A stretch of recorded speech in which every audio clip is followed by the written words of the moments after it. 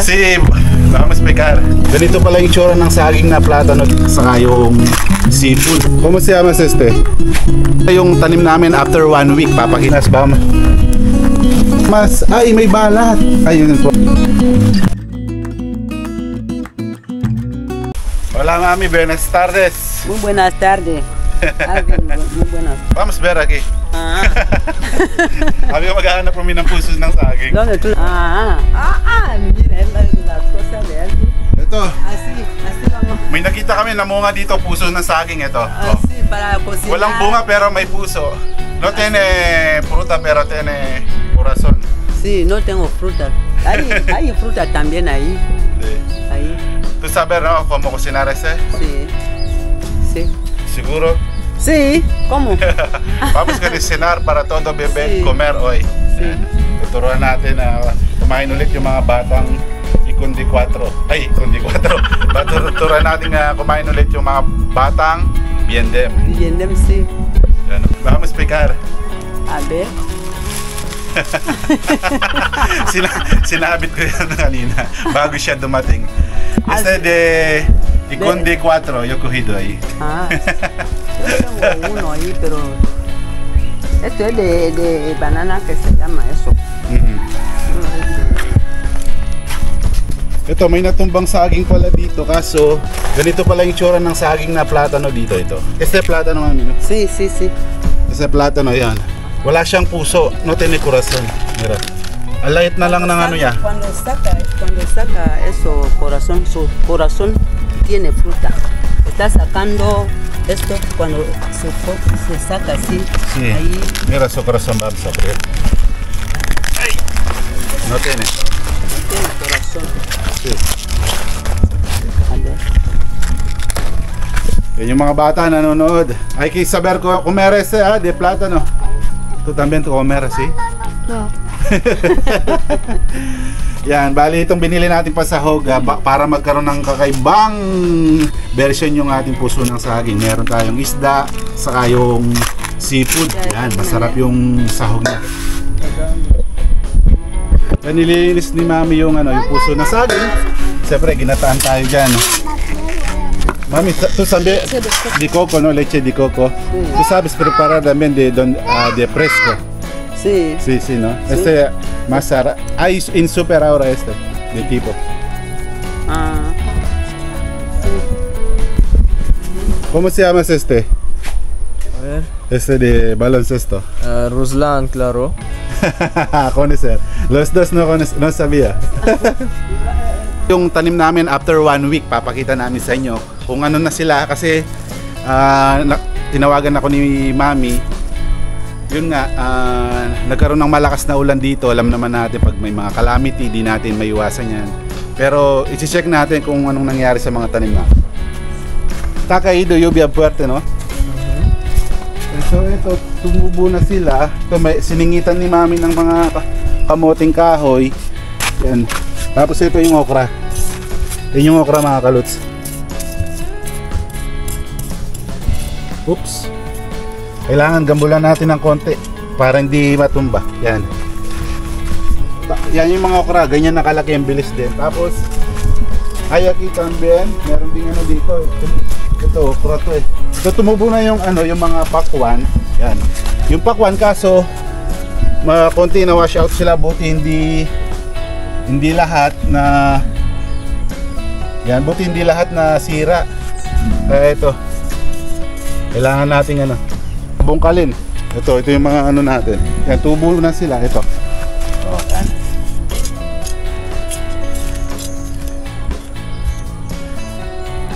Yan, di naman kasi pwedeng takpan ng ng saging eh. Kasi baka matakpan lang, masira lang lalo. Pwede nating na yung para hindi ma-wash out pa. Yan, o kaya konting harang lagyan natin yan. Ang tataba pa naman ng tubo. Yan o. Yan. Yun yung mga tanim natin. Yan o. Lalaki ng mga pakwan. Yan o. Pag-iitan din. Yan. Tubo na rin yung Yan yung mga yung contritis, yung tanglad. Tapos dito may nakita kaming mani. May bunga kaya to. Nasbama. Wala pa. Bata pa eh. Ito yung mga malunggay, hindi pa, matagal pa yan. Yan, ito rin, tubo na rin yung mga upo. Kaso yan, 1 linggo pa lang yung mga kalos. Sabi ko nga sa inyo, ito. Nadali talaga ng ulan, kaya ito. Sana lumago din kahit na ano tayo ng ulan. Nung malakas. Kasi nung nakaraan, ang lakas ng ulan. Ito yung mga, ano rin, ito. Itong mga kamote, medyo maliliit pa. Yan, 1 linggo pa lang naman kasi, kaya hindi pa natin na malalaman kung talagang aasenso o hindi. Pero may mga umusbong magaganda, nakita nyo naman. Yan, gaganda pa naman ng tubo ng mga pakwan natin, kaso na wash out. Yan o. Yan yung mga pakwan, ang gaganda pa naman. Kung hindi lang nadali ng ulan, malamang ano na to, makaharvest ng marami dito. Yan ang ganda ng mga tubo. Ito yung ulang nakaraan, papakita natin. Las militares políticos también hagan con el cuerpo mirando la foto que deben pagar. Iglesia Católica, hacemos una acción conjunta para... Mami, ¿qué más favorito de comida de Filipino? Verdura. ¿Qué otro? Ampalaya. Ampalaya. Un día vamos a cocinar ampalaya, ¿ok? Magluluto kami ng ampalaya. Paborito niya yung ampalaya na bitter. ¿Por qué? Es amargo. ¿Por qué tú le gusta de...? Me gusta comerlo. ¿Gusta? Sí. Que cuando tú comes, tú sientes bien en la barriga. Sí. Con huevos, ¿no? Sí, con huevos. Está bien. Sí. Y esto también está bien. Sí, sí. Puso ng saging. Mucho Pilipina gusta ito. Bagong panganak pala yung anak ni Mami. ¿Cómo se llamas? Ay, may balat. Ay, yun po. Espera un poco. Yan ang may balat. Tiene algo ahí. Dar suerte. Está blanco, ah. Yan, si ano ng anak. Parece la cara de este. Es niño, ¿no? Niña. Niña, oh, está guapa. ¡Ay! Mami, ahora corazón de Filipino porque conocer mucho recetas de Filipino. Para magdagdagan yung ano natin, yung puso ng saging, para may mga ulam yung mga bata, maraming ulam. Para maraming ulam yung mga bata. Kuha tayo ng kangkong para stir fry natin. ¿Tú comer así? Con frito? Mami? ¿Tú comer frito? Stir fry tayo para madagdagan. Yung puso kasi medyo malilit yung puso kaya konti lang para matikman din nila yung ano, 'di ba, yung puso. Pero saka ito yung kangkong na stir fry. Ulan mga kalos, maulan kaya yung mga halaman natin, pagdasal natin, wag masira lahat. Sana may matira naman. Para hindi masayang yung effort namin nila Mami Eugenia, Mami Kangkong. Pero yung kangkong hindi masasayang dahil ito, papakain natin sa mga batang Afrikano. Esto mucho vitaminas, tiene mucho vitaminas. Este kangkong, se llama este kangkong. En inglés, espinacas de agua. Por eso más crecer en donde está hay mucho agua. Yan, ito yung nakuha natin, piprito natin mga kalots. Lamang tiyan din to, yung kangkong. Ito, yung ano, yung agua. Ganito lahat ng ginagamit nilang gripo dito. Uy, lalim. Yan, inaano na ni Mami. Tinatanggal na yung mapait. ¿Qué ito apos to, Mami? Sal. Sal y asin. ¿Qué más? ¿Qué más? No, voy a poner otra cosa. Solo sal. Okay. Yan. Kasi mahirap yan. Tú sabes, lo otro está amargo cuando tú no conoces este árbol de plátano.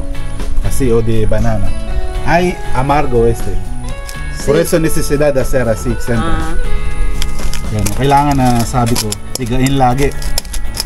Yan, kukunti lang pala. Kasi maliit lang yung puso ng saging dito.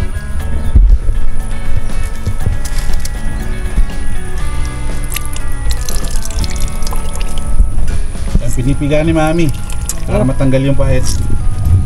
No se pone agua. Sí, es Él mismo tiene. Es un líquido. un líquido. Tiene. Tú ya terminas de mezclar con así. Así, ¿no? Sí. ¿Qué más? ¿Baboy? No, no baboy. No, no baboy. So, Isda. Pescado seco. Isda. Sabi ko kay mami parang hamburguesa, yung hamburger gumagawa siya yung patties.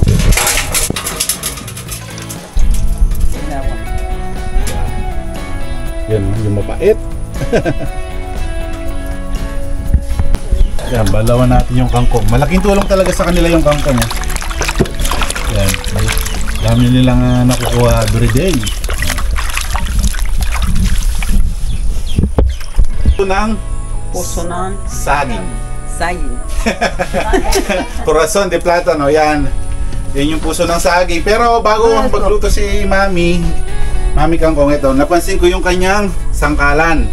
Yan, double purpose siya. Meron siyang upuan, tapos sangkalan pa. Yan. Sa mga gustong gayahin yan, pwede nyong gayahin. Yan yung iba mga kalas, maraming paraan din pagluto ng ginatang puso ng saging. Yung iba, nilalagyan nila ng suka para medyo pumuti, tapos mawala yung lasa ng kanilang sinahog. Pero kami nilagay namin ngayon yung marisco, yung seafood. Yan.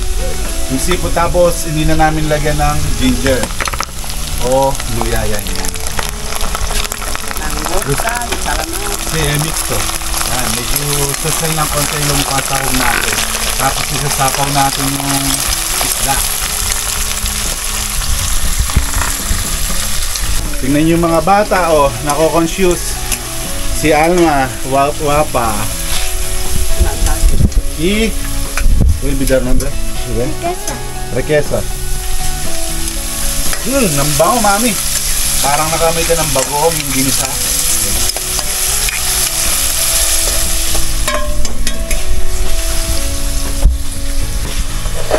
Alma, ¿tú conoces este? ¿Es qué? Dime. ¿Es qué? ¿Ah? Ano yan? ¿Es qué?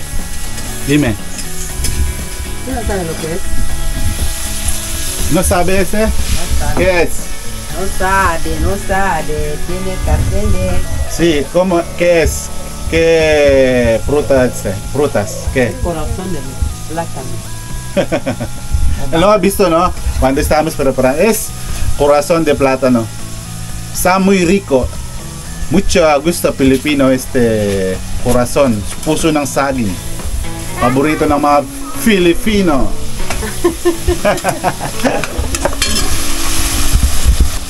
Vinagre. Espanyol, vinagre. Okay. Sabi, konti lang.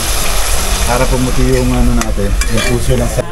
Mga kalusabang nagluto si Mami, tanungin natin siya kung kasi may mga nagsabi sa akin pag tinanggal daw yung puso, sabi ng mga Aprikano na hindi tataba yung bunga.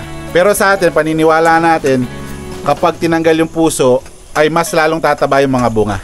Yeah, Mami, porque escuchen aquí, ha dicho cuando sacar de corazón de plátano va, no sale bien de fruta. Pero en Philippines ha dicho cuando saca de corazón va a crecer más grande ese fruto.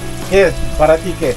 Yo no sé que quizás hay otra clase de plátano allí, ¿no? Sí, pero ¿cuál mejor? ¿Sacar corazón o no? ¿Tanggalin yung puso o no? El que no tiene corazón sí que está bien de fruta. Sí, Sí. por eso ha dicho, pero yo escucho en I-24 ha dicho cuando tú sacas no va a crecer bien el fruto. No, en Philippines normalmente saca, No pasa nada. si saca fruta va a crecer más Sí. grande. Yan, so naniniwala rin siya na kaya pag tinanggal yung puso ng saging, mas mataba yung bunga ng saging o platano o banana. Yan, klaro tayo dyan mga kaluts. Habang binibidyoan ko si Mami, dito ako nakatutok sa kanya. Ang bango, parang gusto ko nang manghingi ng isang salop ng sinaing. Kasi parang may ano siya, may bagoong na ginataan. Wow, so sarap. So sa ating mga Pilipino, pag mga ganyang pagkain talagang yari yung kanin. Only rice tayo pag mga ganyan yung ulam natin, di ba? Kasi kakaibang mga pagkain yan, bihira nating ma-encounter sa ibang bansa. Kasi dito maraming saging, kaya kailangan turuan natin sila yung mga maraming halaman dito na hindi nila kinakain. Yan, ilagay na pala. Oh. Nilagay na. Se llama gata in Tagalog. Aquí. Okay. In English, coconut milk, mami. Johnny no aprender coconut milk. English, y gata. En lengua. No me enseñaba esto. Sí. Siempre me enseña mi lengua. Sí, siempre. No me quería enseñar filipino. Sí, ahora yo señal, Alvin. De Calutong Pinoy va a enseñar gata y coconut milk. Yan.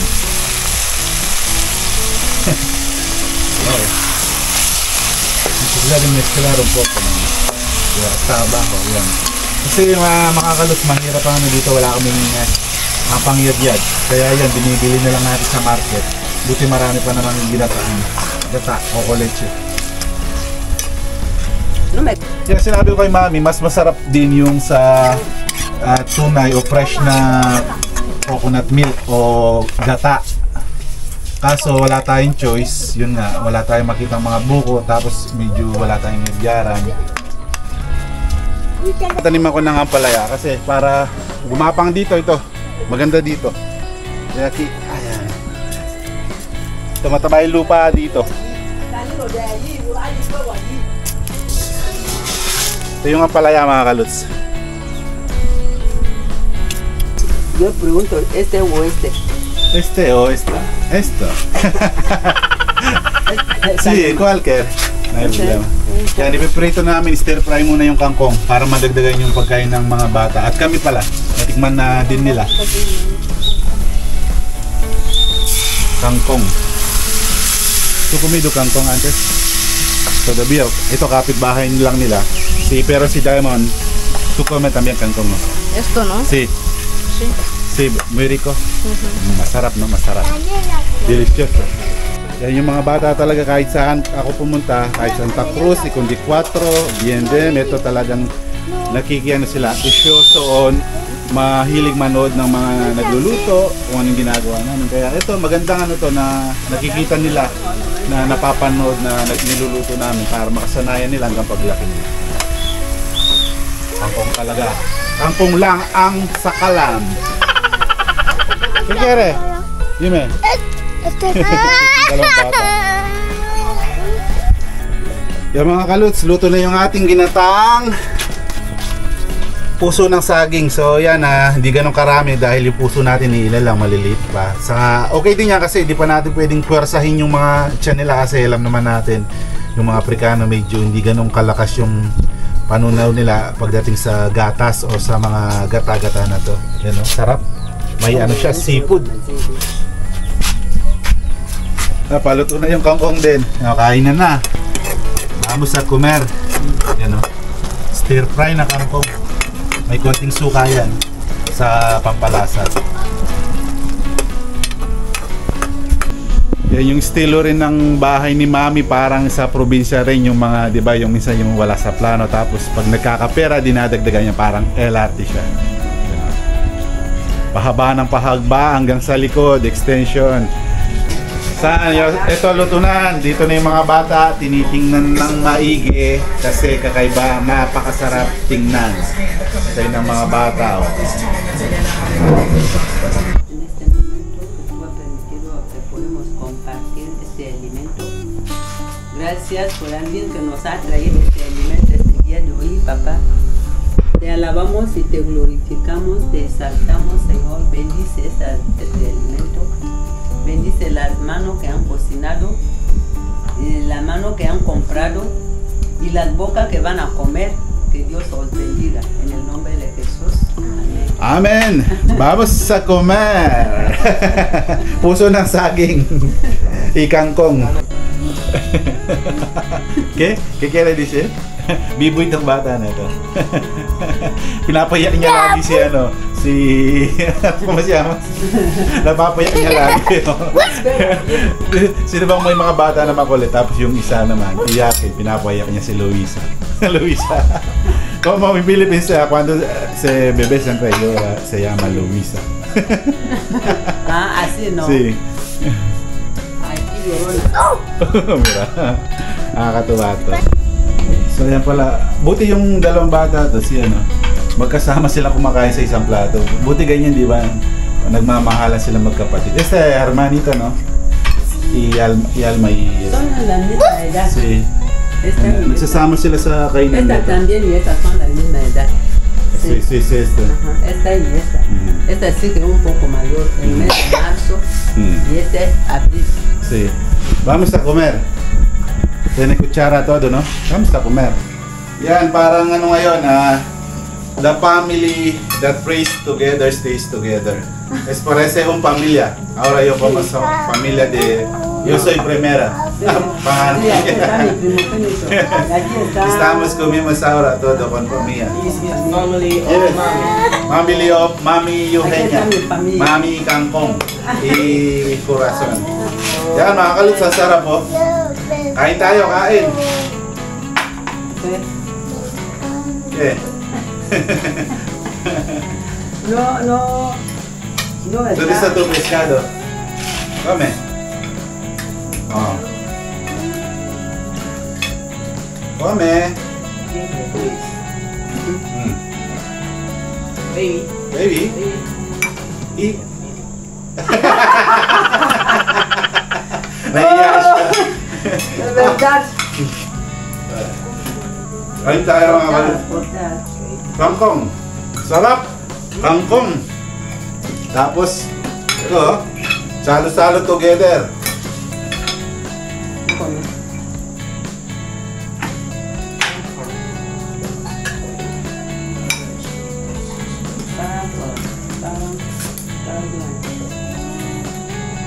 Okay. Oh, Kaya tahimik yung mga pamilya ni Mami. Medyo disiplinado. Nasreto. Se come este kangkong y corazon. Very good, very good. Delicious. Delicious. Habla Ingles ahora. Yan, kumakain na mga kaluts. Mang ganong karami yung mga batang kliyente.